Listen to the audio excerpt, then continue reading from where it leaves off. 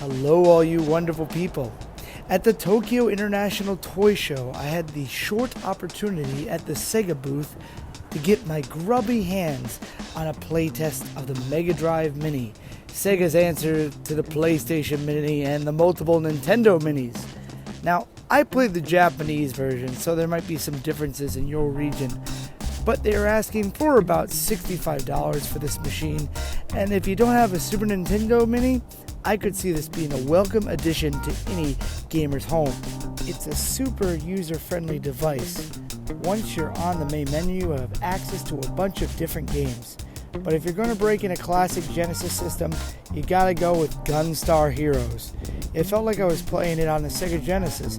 It was smooth and it didn't seem to have any lag issues. I then jumped over to Street Fighter 2, which played great. I could see myself and a friend doing some battles from the couch, but they only allowed one person at a time, so I got beat down by the CPU.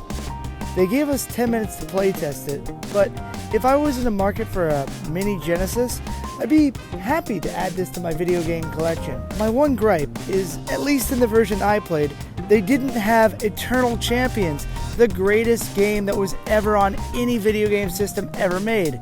Come on, Sega, get on the ball. What do you guys think? Would you try out the Megadrive Mini? Leave a comment down below. As I always say, you can do it, I can do it, we can all do it. Stay groovy, have a wonderful day. Eternal Champion Sega, get on the ball!